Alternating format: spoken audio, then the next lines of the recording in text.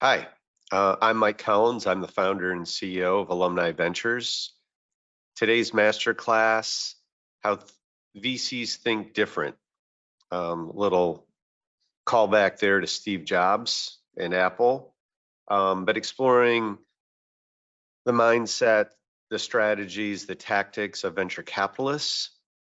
Tend to be different cats, look at the world differently, think differently, and I think there's real insight to looking at how they view the world. And I think there's actually pretty interesting applications for people in their lives. I think not as a playbook, but I think there's ideas and tactics and lessons that I think can inspire people within their lives as well. So I think this applies to people just curious about venture capital and how venture capital works. We're going to talk a little bit about that today.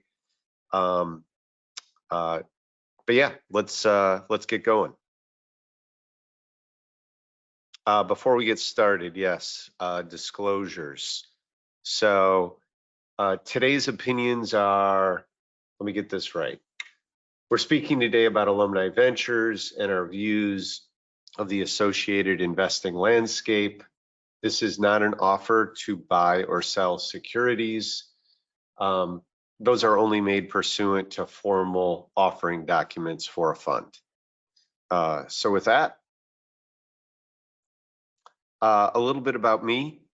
I grew up in the Midwest, Madison. My parents were teachers. I came east to go to school. Early influences, first job was at a venture capital firm called TA Associates. Worked with amazing people there, Brian Conway, Kevin Landry, just really strong early experiences there. I also got to know a guy named Clayton Christensen, who was one of the real big thinkers in the area of disruption, frameworks for thinking about innovation, and just really a powerful thinker and a huge inspiration to me. My career has been at this intersection of technology, startups, venture capital investing. I think of myself 50% as an entrepreneur, probably 50% as a venture investor. And so definitely, I think there's kind of interesting debate about, people who go back and forth, but that's for another day. So I started this business, like a lot of entrepreneurs, from a very personal point of view, which is one, I felt very strongly that venture capital is a really important asset class, increasingly important as companies stay private longer. More and more of the economy is driven by technology and disruption.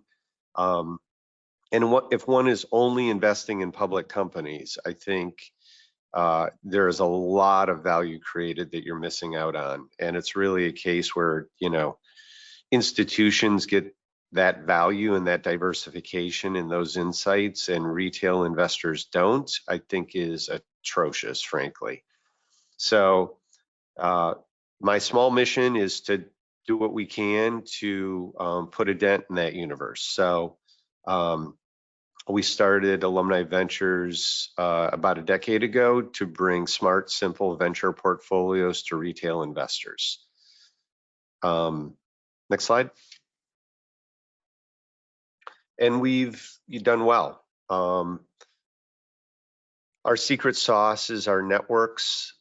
We have a community now of almost 11,000 customers, over 1,000 portfolio companies. I believe we are one of the most well-regarded co-investors in the venture industry. We have a strategy to co-invest alongside really strong name brand venture capitalists who are leading rounds, and we try to be a good small co-investor for those portfolio companies. And we're recognized and have a pretty good trophy case at this at this stage of our development, but excited about the next decade for sure. Next. This is just kind of interesting. You may have seen a survey or be getting one, which is, we have found that our customers and our community consist of kind of 5 different personas. There's people that are pretty new to this asset class, and they just want to learn and understand. We call that persona the venture curious. There's definitely the asset collector, the asset allocator, that thinks very rationally about categories and balancing portfolios. And the tech enthusiast is really somebody who is more an early adopter, loves technology, optimistic about the future of technology. They're the first in the block to buy a Tesla. They read science fiction, often a STEM career. That's a chunk of our community and customer base for sure. And then we have kind of 2 ends of the spectrum. We have, and frankly, sometimes they interact. So trophy hunters, these people, this asset for them is their juice. This is where they want to swing for the fences. They want to take risk. They understand a big portfolio. Maybe 10% of their investments are going to really pay off, but hopefully pay off big time. But that's how they think about this asset class. And then our final bucket persona is somebody who's made it, who's made their kind of wealth and is now thinking about the next generation, giving back, capital preservation, diversification. They don't want their portfolio to be disrupted. They want to use venture capital as a way to educate their kids. All of these, I think we have a really good home for and might find today's content interesting. Next slide, Taylor. So we're going to learn about the mindset. There was a lot as I put this together, so I broke it down into a couple parts. So we're going to talk about 5 or 6 big pillars of that today. As I've mentioned, I think these mindsets can be really useful in life. And hopefully this whole area of innovation, technology, venture capital is something that is of interest to you, that you want to learn more about. And hopefully, you're either a current partner of ours or are interested in learning more about it. Okay, so VCs have frameworks, heuristics, mental models that I think are fairly uncommon and somewhat against inherent human biases, but they have proven over time to be effective. And again, here's what I think. This whole idea, that, really dates back to this concept of having a prepared mind. So venture capital is about decision making with incomplete information. And the earlier the company is in that journey, the more incomplete the information is. So you have to evaluate, is this the 1 out of 100 deals you want to invest in when there's no track record? These things make sense only in hindsight, looking at, Jobs and Wozniak in a garage, or, Bill Gates looking 15 years old, wanting to compete in operating systems. Yeah, those were not obvious no-brainer decisions. So you need to have a prepared mind so you can recognize those opportunities, develop pattern recognition, assess things quickly. Having a prepared mind also just allows you to ask good questions, to go all in when you feel strong conviction. So if you're not prepared by understanding what to look for, what to ask, what's going on in the industry, if you're not thinking and reading and networking and prepared, the ability to make that split-second decision that you're going to own for maybe 5 or 10 years becomes very, very difficult. So how do VCs develop a prepared mind? Next slide. So again, VCs tend to be big consumers of content. Read, listen, watch voraciously. I mean, I think everybody has heard about Warren Buffett, who's a form of investor, spent something or has spent something like half of his time just every day reading. So again, it's more than reading now. It's listening, it's watching, it's having conversations. 2,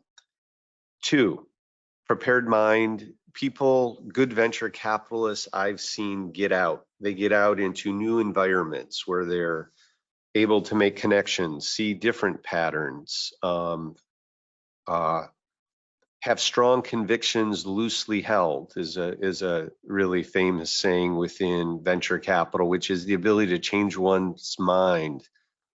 I've also found VCs are really, really good at asking questions. We have an event here at our company where we get to know our teammates, and basically I get to ask them some really odd, interesting questions. I have a list of my 100 favorite questions to ask founders, to ask marketers. Questions are how you get understanding. And great VCs get very good at asking the right question at the right time. Number 4, deep work time. So a lot of modern society is wired toward attention grabbing.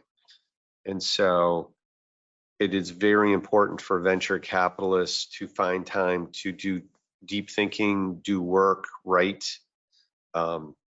Writing is a great clarifier.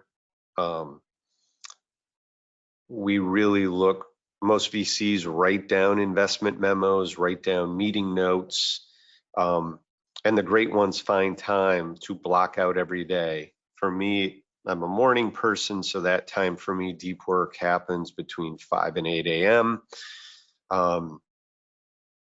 Those are tactics for having a prepared mind that allow you, when you get pitched, to know if this is the 1 out of 100. Next, networking. Everybody uses that as kind of a chestnut cliche, but networking really is a key part of venture investing. One of the things at the kind of core of Alumni Ventures is, we're a networking company on steroids. So, the Rolodex we bring to our portfolio companies, the network of people that help us source and evaluate deals, that's always part of the venture capital model. But we have tried to really take that to the next level. We really don't have a star system. We really are focused on a retail customer, not an institutional customer. But our secret sauce is our community, our network of, 1,100 portfolio company CEOs, customers that are super successful, relationships we have with scouts. So what does a network do? It gives you access to opportunities. So you hear about deals. If you have a good network, it helps you then win allocation to venture capital deals. Helps you understand marketing needs when you have a question or you want to understand something. Building relationships, building reputation, knowing what's next. That is coming from people that are at the forefront of their space.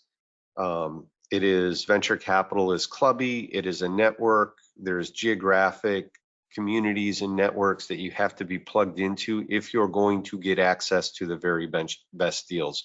It's one of the reasons it is so very, very difficult for an individual just regular person to have a large, diversified, high quality portfolio, but by banding together, we're able to do that for our customers. So, and again, obviously, this is also true in life, right? I want to kind of bring this also home to how do you build a career? And yes, you want to work hard, you want to do work, but it's who you know as much as what you know. Next slide. So how do you build a network? Some of us are inherently introverts, extroverts, but it's something that everybody can work on. Say yes to random things. Everybody's busy. There's also a skill of saying no and not getting overextended, but you have to try to say yes to new and different situations. Everybody wants to find an excuse on, no, this is too hard, I'm not into it, but try to say yes. Get out of your office, go meet people. I think the philosophy of being a giver is really important here. That if you approach this from a spirit of generosity and giving and providing value, it works a lot better than trying to keep track of some kind of, mental debit credit balance sheet. So just approach things with, how can I help? Can I put two people together that might create value for each other? Put yourself out there. One of the hacks to success is dealing with putting yourself out there and dealing with rejection in a way, if you will. But take the first step. Usually it's a lot less scary, and once you practice it, that's how you make connections. But it's a skill one can develop for sure. So I think, again, very essential to venture capitalists, but good habits for people in general. Okay, so venture capital is the kind of consummate hits business. A very small percentage of investments will determine the career success of an individual VC. The same is true for a specific fund or a firm. Again, the standard of play here is that, in a portfolio of 10, 5 companies will fail, 3 will do okay, 1 will do pretty well, and 1, hopefully, will make it all worthwhile and potentially return the whole fund or multiples of the fund. So you have to understand that when you make a venture investment, you think all 10 are going to be that, but just the reality of how hard it is, how incomplete the information is just accepting the power law nature of venture capital. I also think there's kind of a power law nature to life, that there are probably a handful of decisions that one looks back at that make all the difference, good and bad. So understand that going in. That's very important for VCs that are going to endure, to have a short memory. A very famous kind of Bessemer anti-portfolio of their misses. You have to accept it, learn from it, but understand that that's the nature of the game. There's luck, there's timing that goes into this. Again, if I just look at my personal success and wealth, it's probably 5 to 10 investment decisions that have made all the difference. And if you focus on the winners, if you will, there's a couple of things. One, it allows you to focus and potentially put more resources behind things that are getting traction. The decision when to go all in on an opportunity in life or in an investment is a key one. And then if you hit and have some success, there tends to be flywheel effects where good things lead to other good things. So this happens a lot in the venture capital, where if you've been lucky or good and had a few home run investments, your ability to get access to good deals going forward greatly improves. So success begets success. So how do you manage that? So the world is not wired toward power law wins. The world is actually pretty conservative and is really focused on failure. And so there is a lot of the world is, how do I play it safe? How do I avoid making a mistake? How do I avoid ever losing any money on an investment? How do I play it safe with my career? How do I play it safe in my relationships? Kind of humans are wired that way. Arguably through evolution, I'm going to be conservative so I don't be eaten by a crocodile. But that brain wiring can really get in the way of investing. So you have to learn from your failures, but you really have to just forget about them and move on. You have to decide when you want to go all in. A lot of that, you want to run the numbers, you want to do the analysis, but a lot of times it's a gut decision. When I started Alumni Ventures, it was one of 8 projects that I was incubating, had teams. Some point about 6 months in, I said, this is the one that I want to spend the next 10, 20 years on. And I'm going to get out of everything else. I'm going to quit this, that, and the other thing that I was working on. And I went all in. And good decision. Again, having a cabinet of people that you want to talk to, get advice, keep guardrails on, is really important. I mean, one needs to get the views of others. One needs to not just go rogue and go crazy all the time and bet it all. But great things are also not done by consensus. I tend to be in the camp of benevolent dictator founder CEOs. Typically, you're going to win or not based on that vision and that kind of maniacal personality. It's not consensus-based innovation. So at some points, you're going to just have to be bold and make strong decisions. And again, hopefully the power law, you make enough of them, you make enough of them early, that your hit rate can be decent. I think the final thing I will say is just surround yourself. Everybody's heard about, you're kind of the average of the 5 people you hang out with. Surround yourself with builders, optimists, people who are doing bold things. When you fail, they'll empathize much better. But I think it also helps you raise your game. So I do think that is true. So those are a few tips and tricks of, thinking in the power law mentality, which is a very VC thing to do. Yeah, and I won't bore you with this. Again, most of our community is very well read. You can Google it, but Berkshire Hathaway, Renaissance, Sequoia, Magellan, you go right down the line. These people have tremendous reputations, but also have a huge list of misses, okay? And what they're able to do is stick with it. The winners pay for the losers. And the other thing here implied is time and the grit to kind of stick with it.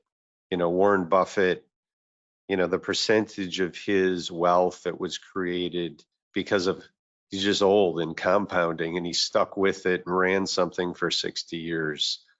The math is the math, and compounding works.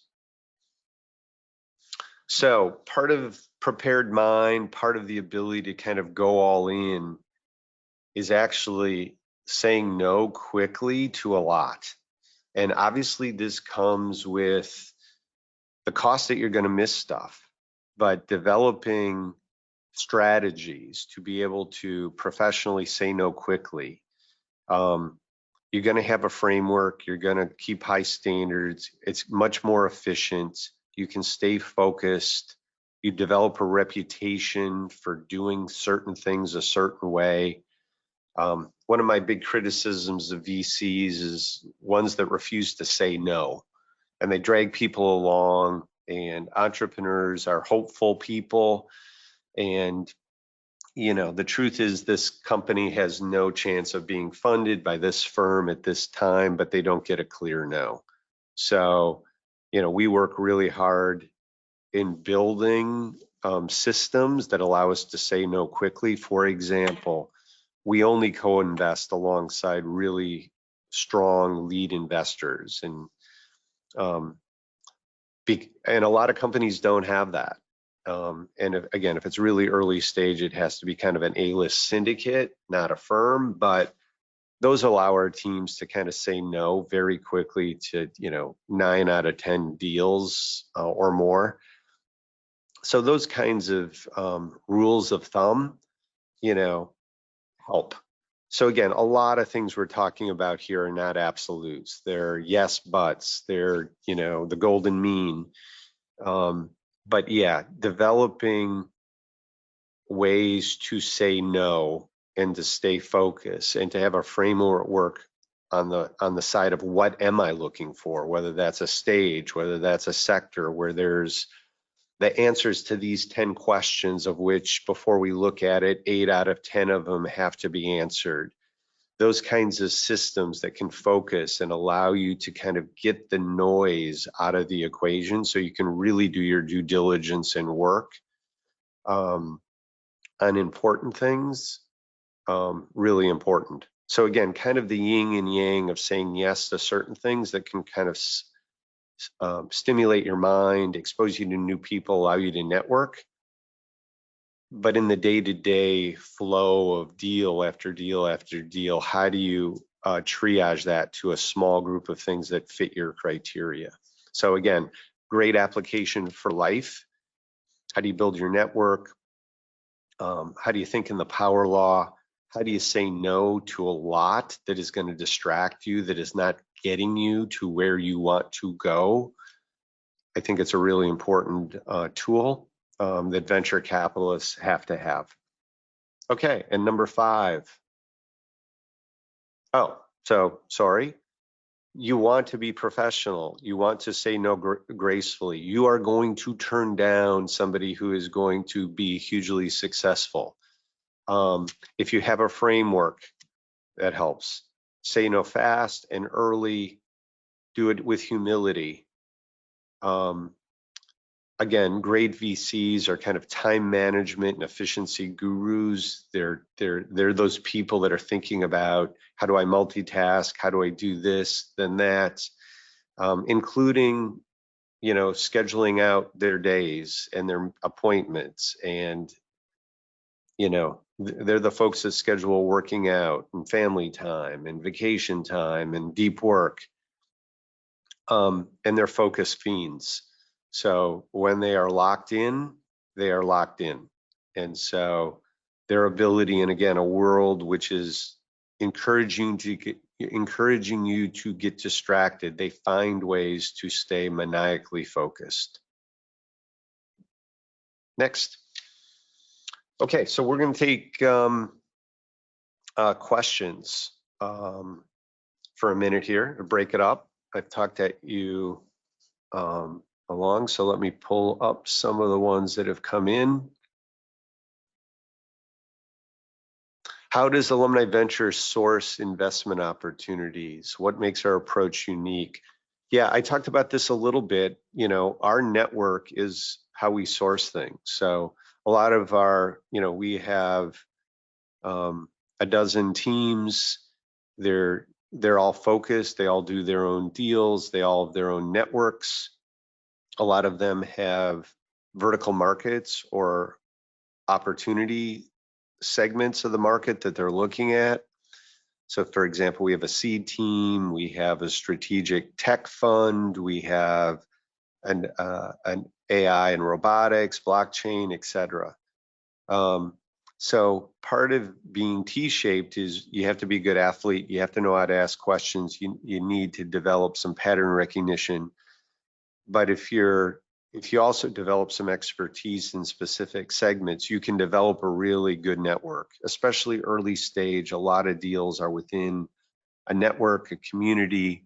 Obviously, having a huge network of portfolio companies are a great source of deals.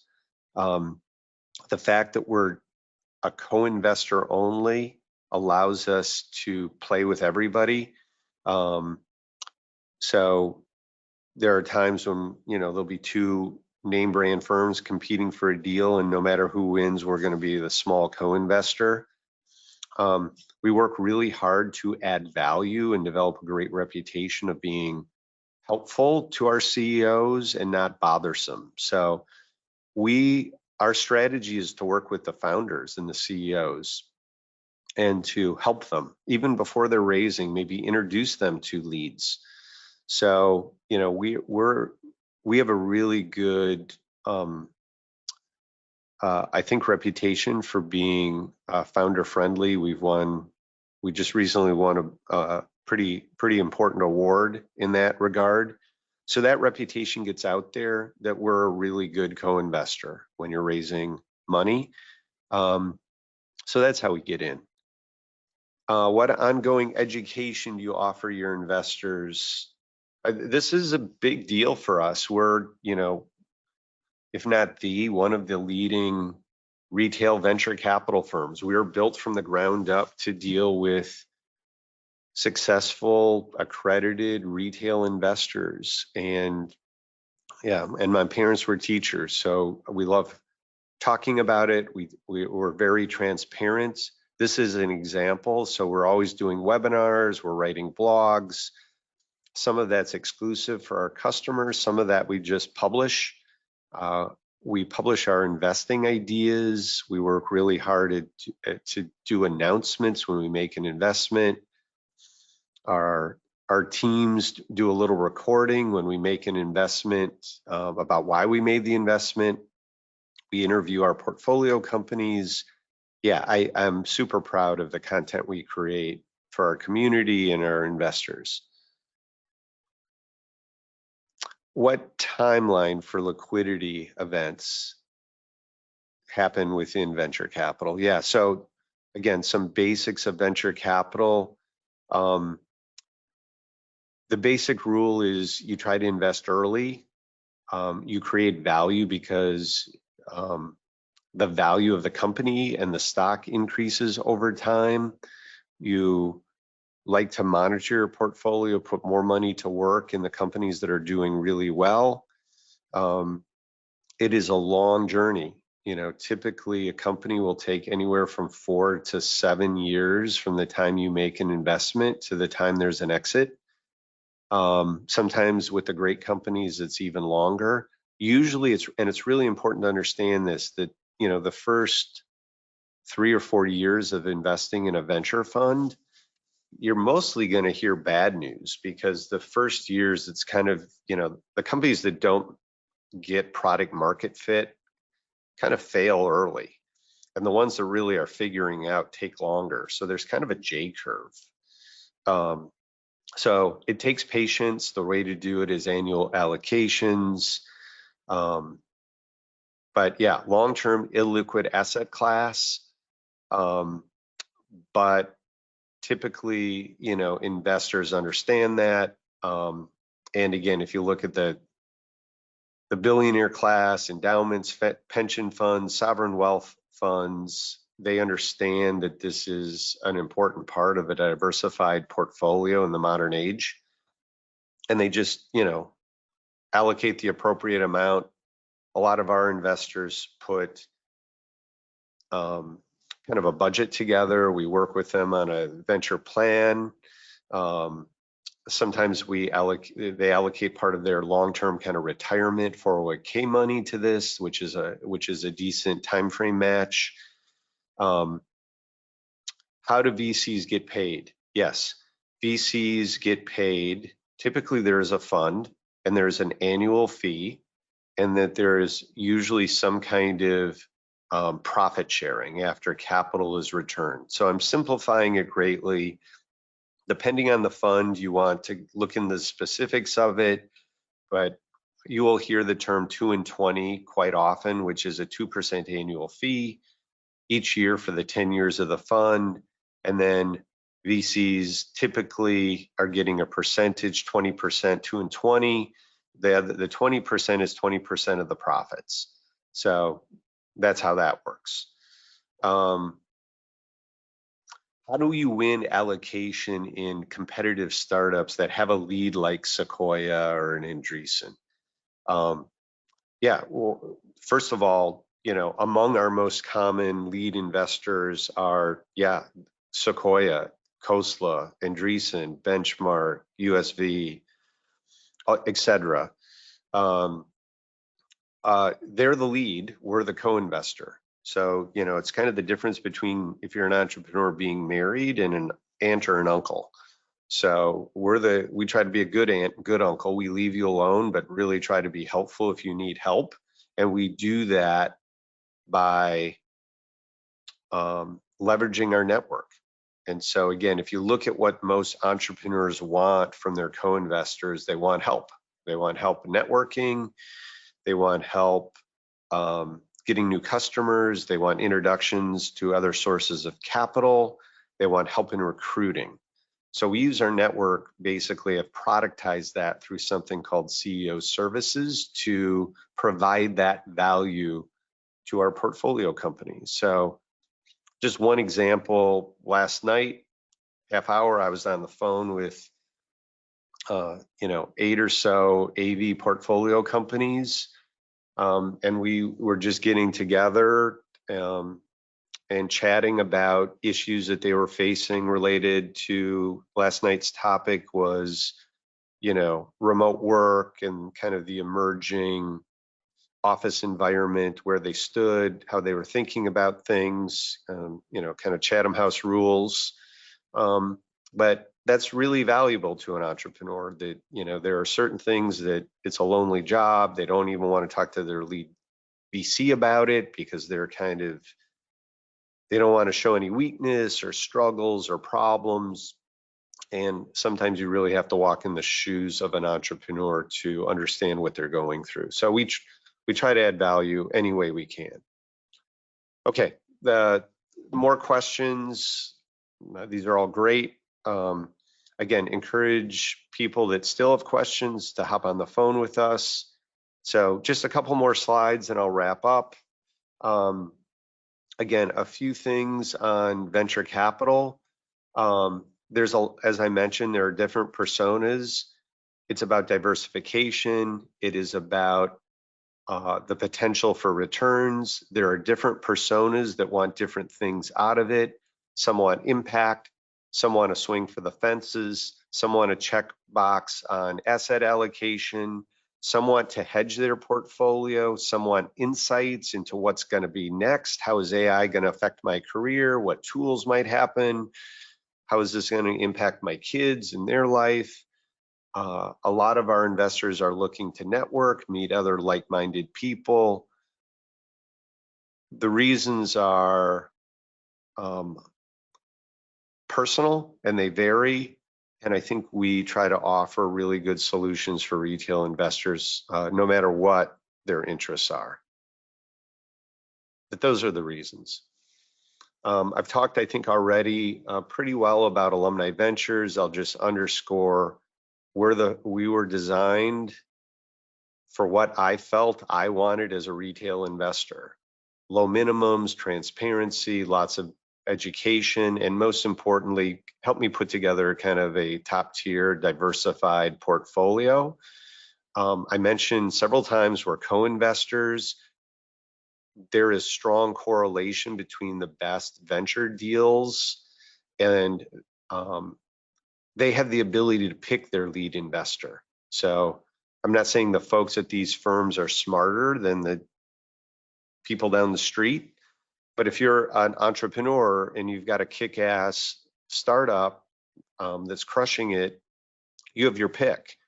So you're going to go to a big name brand VC as a branding statement for your company, which is going to help you raise more money, recruit more people, get customers. So it just makes sense that there's really a strong correlation there. We do as a company emphasize education, community. We hold events. We do a lot of content.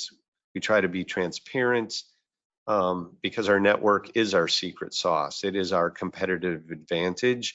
And there's huge benefits to us having this niche within the industry. So we hope you want to consider being part of it. Next slide. Again, just a couple of points of view here. Pick the right allocation. Don't time the market.